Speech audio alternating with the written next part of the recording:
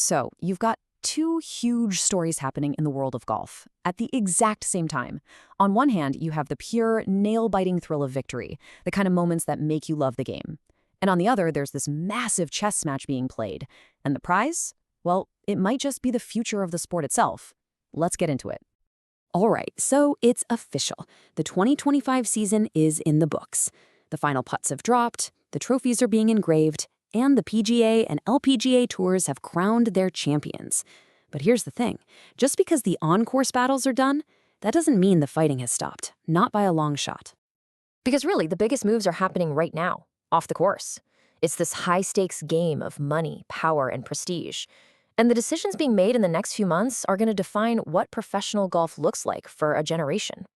Okay, but before we dive into all that off-course drama, let's talk about the actual golf, because we just saw some truly incredible performances to close out the year.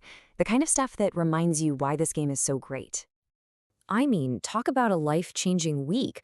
Over on the PGA Tour, you have this rookie, Sami Välimäki from Finland, who goes out and wins his first title. Just like that, he's got job security through 2027 and, oh yeah, a ticket to the Masters. Incredible.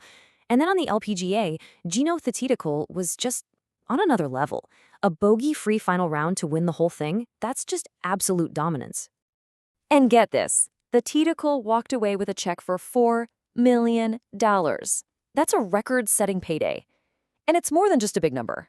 It's a huge statement about the commercial power and the incredible growth of the LPGA right now.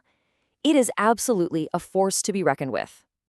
Okay, so while the PGA and LPGA champs are popping champagne, the folks over at LIV Golf are making some serious moves. Their season's over too, but now they're shifting gears. They're playing a long game, trying to get the one thing that all their money hasn't been able to buy them so far: real, undeniable legitimacy. So what's their play? Well, it's pretty smart, actually. They're going right after all the main criticisms they've faced. They're switching to 72-hole tournaments, just like the traditional tours. They're adding more qualifying spots so it doesn't feel like a closed shop. But the real target, the end game for all of this, is getting recognized by the official World Golf Ranking. And that right there, that's the whole ballgame. This entire battle for the soul of golf, it really boils down to this one thing: the official World Golf Ranking. You can think of it as the ultimate gatekeeper for the entire sport. So why is it such a big deal? Well, think of the OWGR as the bouncer at the world's most exclusive nightclub. And that club is the major championships. If you don't have enough ranking points, your name's not on the list. You're not getting in. And for a pro golfer, the majors, that's your legacy. That's everything. And you can really see the chess match right here. The OWGR has always pointed to LIV's closed, invitational model and its team component as big problems. But now, by making this shift to 72 holes, LIV is basically checking a huge box. It's a calculated move designed to put pressure on the ranking system and force them to make a decision. And the impact of this whole situation is very, very real. You have a guy like Sami Välimäki, who, with one great week, skyrockets into the top 50 and locks up his spot in the majors. At the same time, you have some of the biggest stars in the game on the LIV Tour just watching their world rankings go into a free fall, putting their own futures in jeopardy.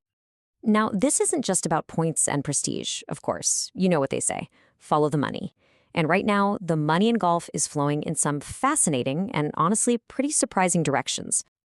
It feels like everyone is making a move. The established tours are shoring up their foundations, right? The DP World Tour and the LPGA have locked in these huge new deals, securing their futures. But then you see these other ripples: Callaway backing out of its top golf deal, and even players like Henrik Stenson making moves to play on the DP World Tour again. It tells you the whole ground beneath professional golf is shifting. So, where does all this leave us? It's complicated. You have a sport that's celebrating its history and its champions, but at the same time, it feels like it's on the edge of a complete revolution.